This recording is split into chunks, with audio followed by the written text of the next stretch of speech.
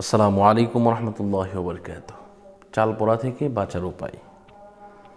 আপনি চাল পোড়া যে দেয় এটা কি, মূলত কি, অথবা রুটি পোড়া, আয়না পোড়া, বাটি চালান, এই বিষয়গুলো কি আমাদেরকে আগে জানতে হবে।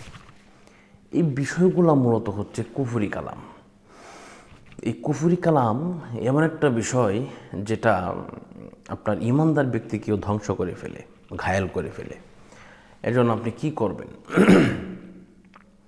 আল্লাহ রসুল সাল্লাল্লাহু আলাইহি ইসলাম উনি কিন্তু কুফরি দ্বারা, বশীকরণ দ্বারা কিন্তু আক্রান্ত হয়েছিলেন। এজন্য আল্লাহ পাক রব্বুল আলামিন সূরা নাজিল করেছিলেন। সেই সূরা দিয়ে আল্লাহ রসুল সাল্লাল্লাহু আলাইহি ওয়াসাল্লাম উনি এই সমস্ত বশীকরণ থেকে উনি মুক্ত পেয়েছিলেন এবং আল্লাহ তাআলার দয়ায় উনি সুস্থ হয়েছিলেন। বুঝতে পারছেন? এজন্য আপনাকে যদি চাল পোড়া দেয়, আপনি ভুলবশত একটা কাজ করে ফেলেছেন, যদি চাল পোড়া দেয় এটা থেকে কীভাবে বাঁচবেন, আমি সম্পূর্ণ কিছু আপনাদেরকে বলবো। সম্পূর্ণ ভিডিও দেখবেন, তাহলে ইনশাল্লাহ বুঝতে পারবেন।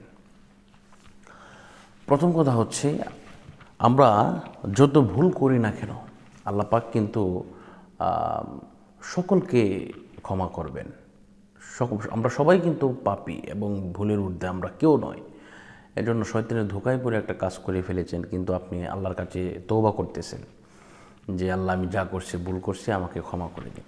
তো এটা ঠিক আছে, কিন্তু আপনি তওবা করার পরেও আপনাকে যে বিষয়টা লক্ষ্য রাখতে হবে, আপনাকে তদবির করতে হবে। তদবির না করলে এই কুফরি কালাম কিন্তু আপনি ঘায়াল হয়ে যাবেন। ঠিক আছে, প্রথমে কি করবেন? প্রথমে অবশ্যই তওবা করবেন। যদি পারেন এভাবে আপনারা পড়বেন, আস্তাগফিরুল্লাহ রাব্বি মিন কুল্লি যামবি ওয়া আতুবু ইলাইহি লা হাওলা ওয়ালা কুওয়াতা ইল্লা বিল্লাহিল আলিয়্যিল আযীম। তওবাটা করবেন। আর তদবির এটা তো আপনারা বুঝবেন না, এটা ইনশাল্লাহ আমাকে ফোন দিলে আমি ইনশাল্লাহ আপনাদেরকে তদবির করে দেবো। 100% আপনার কোনো সমস্যা হবে না, আপনি একেবারে চিন্তামুক্ত থাকবেন ইনশাআল্লাহ। আপনাকে চাল পড়া, আয়না পড়া, রুটি পড়া, বাটি চালান সহ আরও যত পড়া আছে সব কিছু থেকে আপনি হেফাজতে থাকবেন ইনশাআল্লাহ। তবে এমন কাজ আর করা যাবে না, এই প্রমিসটা করতে হবে, আল্লাহর কাছে তওবা করতে হবে।